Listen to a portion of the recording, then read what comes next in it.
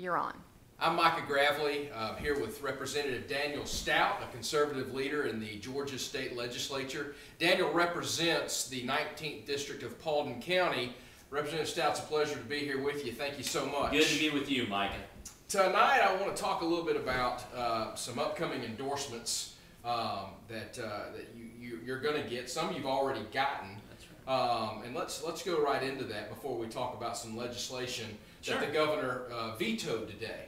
I'd like to talk about the Americans for Prosperity scorecard came out today, and you got an A rating and a 100% voting record with them. That's Am I right. Correct. That is correct. Americans for Prosperity is a great organization. They stand for freedom in the marketplace. They stand for less government and lower taxes. And I think that their vision and their mission fits with the stand that I took at the State House this year. So for Americans for Prosperity to give you an A rating means that your conservative advocacy is completely in line with what the message of Americans for Prosperity is trying to disseminate at the Capitol. Absolutely. I think that's what it says. And actually, Micah, I don't mean to get ahead of you, but another interesting scorecard where I got a 100% score was from the Tea Patriots.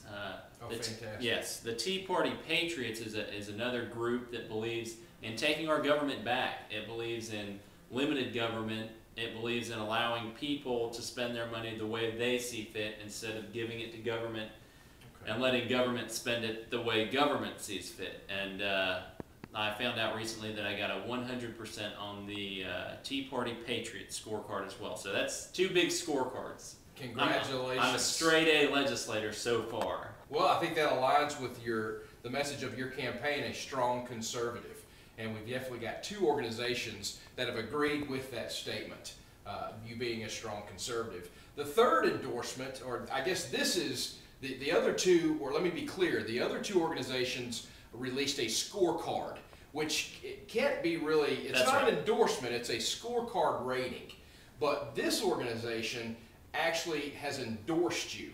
And there's only one candidate in the 19th House District that has been endorsed by the Georgia Right to Life, and I want you to tell me a little bit about that. Well, Micah, my involvement in the Georgia Right to Life goes back a long way. Obviously, I've only been a legislator for one session, so that legislator relationship has only been there since then, but I've been a volunteer and been involved in the grassroots efforts for Georgia Right to Life for a long time. But I was pleased to get their endorsement.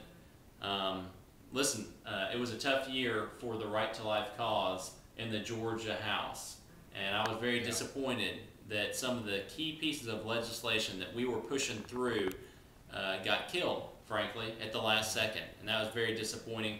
But I'll tell you that the Georgia Right to Life organization is doing a good job, and I think that in the end we'll see that the effort that we've put into it is worth it. Well, I'm glad to hear that, and I appreciate folks like yourself fighting the good fight and representing the district in which you were elected from at the state legislature. And I think some of these scorecards and these organizations are rightly so endorsing and giving that vote of confidence to you for the constituents back in your district to be aware of. Let's move on to recent legislation.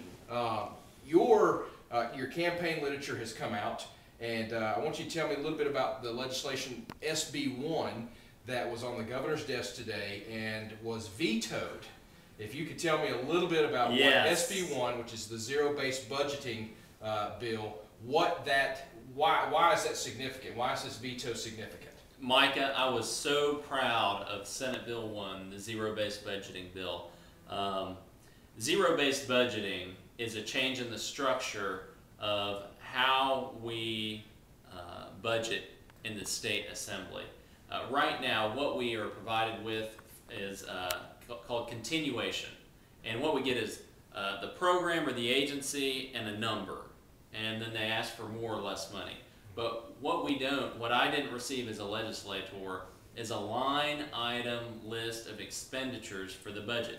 In any business, the manager who's making a budgeting decision would have a line item budget that says, here's how much we spent on energy, on rent, on employee expenses, on travel, on conferences.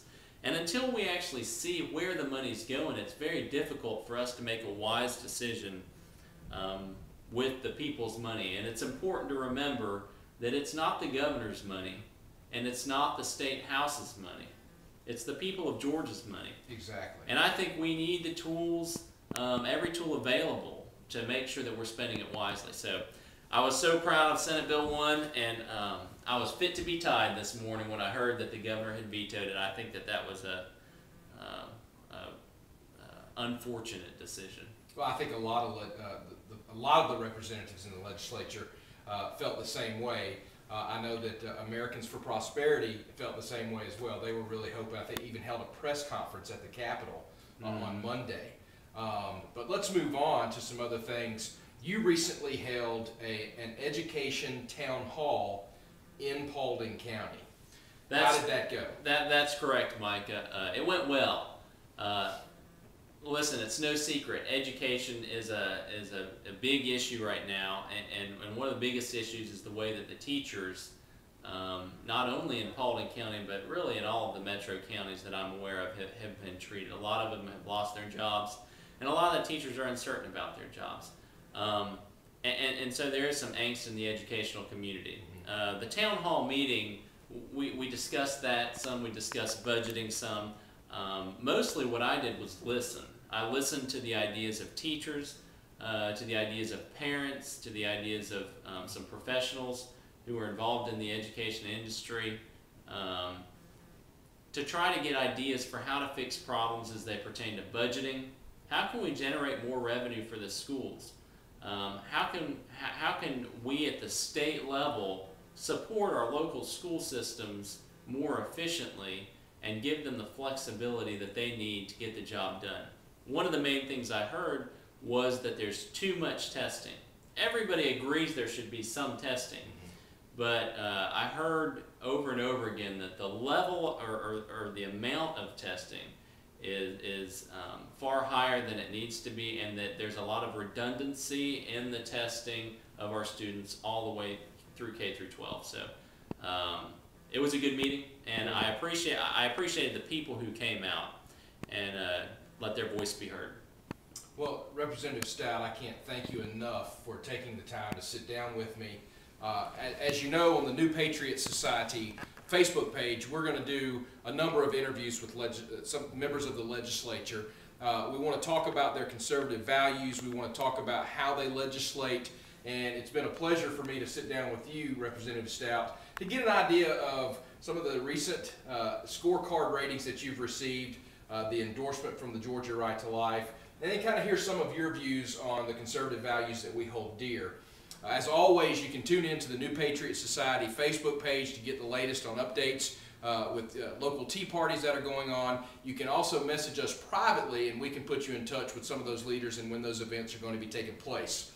Representative Stout, thank you for your advocacy at the Capitol. You're a strong conservative, as your campaign slogan states, and I wish you the best of luck in the upcoming primary. Thanks, Mike. It's my pleasure. Thank you.